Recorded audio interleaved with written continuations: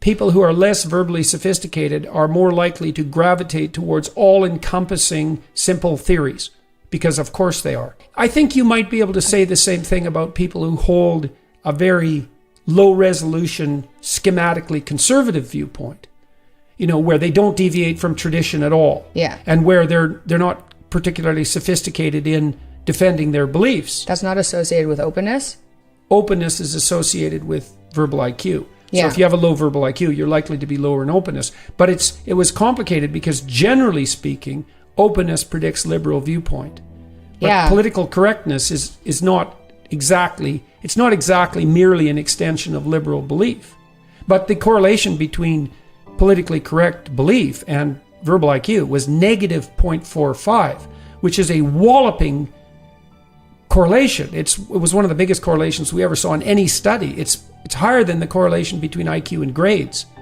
And there is evidence in the university setting too that the most politically correct disciplines are those who are simultaneously most dominated by females and that have the least bright students.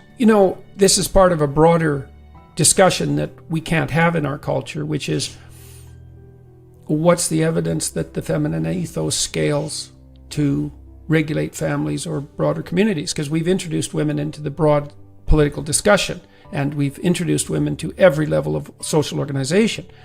But we have no evidence that women can produce those sorts of organizations. Now, maybe they can, and maybe it's also a great positive that they are. And I think there's lots of evidence for that. So, for example, it's clearly the case that countries where women are more educated and where women are granted more rights seem to do far better economically.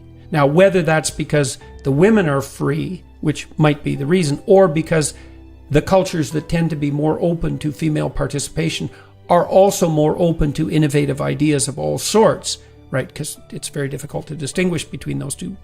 We don't know. But we also know that if you educate women, their children are more motivated to pursue higher levels of education, which doesn't seem to be the case. So if you try to predict how far a child will go in terms of their education, you can use mother IQ, father IQ, child IQ, and then you can use mother education and father education. And the IQ measures are relevant, and mother's education is relevant, but father's education isn't. So, and it isn't obvious why that is. I'm not making a blanket case that the introduction of women into more sophisticated forms of larger scale forms of social organization was like a non-starter. Mm-hmm. And hopefully it isn't, because half the brain power in the world is in the hands of women. We don't want to just leave that lying on the table. That would be a mistake for everyone.